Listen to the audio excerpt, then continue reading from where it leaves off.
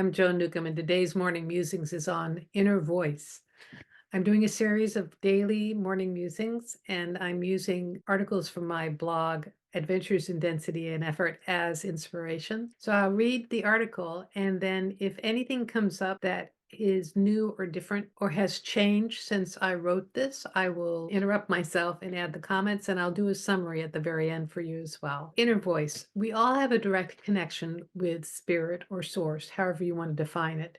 It's like we each have an internal cellular modem connection to the cosmic internet. We're constantly receiving communication from spirit, and every thought we think is a communication to source. What blocks our clear communication is assumptions that we have to go through another source, a priest, a medium, anyone outside ourselves, in order to access our connection, or that we have to hear actual words, or that we have to be really, really good in order to deserve it, or wondering what it is that's communicating with us. Everyone has the ability to connect, no matter how young, old, good, bad, heathen, or enlightened. Everyone has their own way of receiving information as well. I know of only one person who could actually hear words, and it was an ability that she didn't discover till she was about 40. Most people receive impressions or pictures. Now, some people do use tools like the tarot or the I Ching, and some people write, not necessarily automatic writing, but sort of a two-way conversation. We can receive information more easily when we're clear and aligned. And for some people, this requires daily meditation. Others practice yoga. Some have to be in a location such as a church, a temple, or a mosque. I knew of one man who only felt alive hanging off the side of a mountain. Many people feel more connected when they're out in nature, away from overstimulation of the city. Times of day can be important. Early morning seems to be a popular time for prayer and contemplation, probably before you get the input from the news or social media. In the middle of the night can also be a time of clarity when most people are asleep. People's concept of God can interfere with receiving communication. For some of us, Morgan Freeman isn't necessarily a person we'd want to confide in or receive advice from. An expectation that it's male or female could hit up against our past experiences of communication with our parents. I've gone through many shifts of awareness in my connection with Source. After overcoming my initial resistance to a parental figure in the sky, my first clear communication was in the shower. I think there's something about the running water or soap in my ears. Later, my awareness would become more expansive. I'd put out a request while driving, and suddenly the world would become brighter and more focused. For a long time, I'd carry a journal and write in it frequently, both my communications to spirit and also my communications from. Writing worked well for me because it would concretely validate the impressions I was picking up. If I had just meditated in the morning and opened myself to communication, I wouldn't necessarily remember what I received. What I found with writing is that I didn't hear words, but received impressions that I would translate, and sometimes having to make a choice of one word or another. Often I'd experience frustration because I'd ask very specific questions and I would get these very vague answers. And then I realized my questions were like complaining about a particular tree that I had my face pressed up against the bark, and this tree was in my way.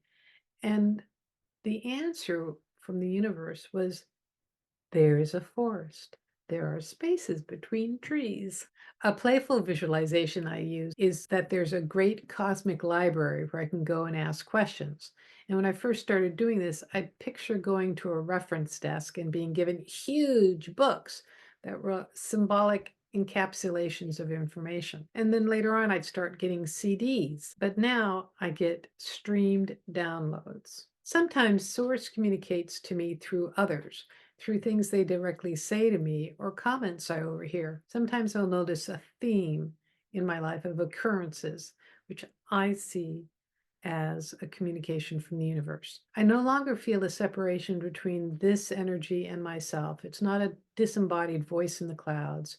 It's not something older and wiser, because it's a greater part of the essence of who I am. I used to believe only 20% of ourselves would manifest into our physical form, and the remaining 80% is gradually increasing higher vibration from the personality level to our higher spiritual self. I am consciousness at my higher level, and when I am clear and aligned, more of me comes through on this denser level of life that we're all jointly experiencing. So I have to say that when I wrote this, my original training had said only 20% of us can fit into our physical form. But the thing that I'm seeing that's going on with this consciousness shift, with this spiritual evolution that we're doing, is that our bodies are actually transforming and becoming increasingly more capable of embodying the increasing light that we are. Reality itself is becoming less dense, which is why we're noticing, in some ways, increased density. I find that when I'm at my clearest and most aligned, I feel light and playful. Feeling serious usually means I'm viewing things from a lower, more limited awareness. Regular connection with spirit makes life so much more fun and opens up worlds of possibilities. Notice what works best for you. Experiment with different ways, playing around with different techniques. Make a game of it. You can even ask, what's the best way for me?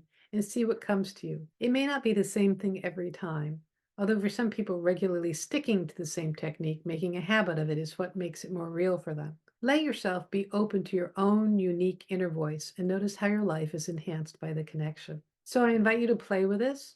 Try your own way of increasing your communication with your inner voice. The more you do it, the more real it becomes for you. If you have any interesting experiences, I invite you to leave them in the comments below. I love reading your comments. Also, if you're watching this on YouTube, there's a link to a free technique, the Skybox technique, that you can use to enhance your life. So if you like these videos, please like them and share them. And you can subscribe for free on YouTube. And if you want to know more, my website is joan-newcomb.com. I have individual sessions that I can take a look at the essence of who you are and what's going on in your life. I can answer any questions that you might have. And if you want to learn how to do this for yourself, I have a free coaching program that teaches you all my spiritual techniques that I have developed over the years for navigating your life to greater satisfaction and manifesting the life that you really want to have. Thank you for watching, and I'll see you in another morning musing.